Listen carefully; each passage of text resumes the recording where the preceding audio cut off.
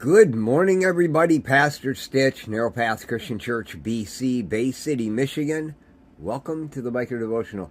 Today is August 4th, 2026, and we are looking at Proverbs chapter 4 and verse 12. Proverbs 4 and verse 12 says this: "When you walk, your steps will not be hindered. When you run, you will not stumble." I don't know about you guys, but there are many, many days in my life where I wonder about myself. Can't even hardly hold myself up. How is it possible I'm going to walk a straight path? How am I going to possibly not have my steps hindered? I'm a mess on many occasions. What is it that causes me to have this opportunity to walk straight? What is it that would allow me to not have my steps hindered? You know, that's what I want, and I'm sure you guys would love that as well in your own life. But so many times I'm stumbling. Solomon says just before this and right after this, "Listen, my sons, accept my words, and you will live many years. I'm teaching you the way of wisdom, and I'm guiding you on a straight path."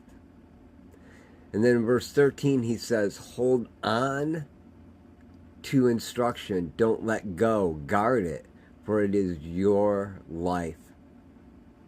See, those times where I'm stumbling through life and I think my path is the most crooked path there possibly could be, it's because I haven't been listening to the teaching and applying it in my life. It's not that I'm not necessarily listening. I'm not accepting the words of wisdom. You know, I have this in my own life, but I watch it on a regular basis when I interact with others who asked for counsel, and then I speak truth to them, and often they want to push back against it because it doesn't line up with necessarily what it is that they want in their life. And I get it, because I do the same thing, but the reality is when they push back like that, they take their eye off the road. They take their teaching that's being handed to them, and they end up walking this crooked path. And it's not that the path that they were on was crooked, it's just that, well, like those people that rely on the lane assist in their car, they stay in their lane, but they are all over the road. The car drifts back and forth within their lane.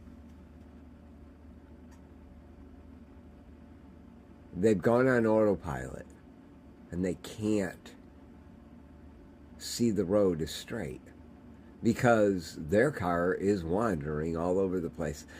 That is much like what we do when we have truth shared into our lives,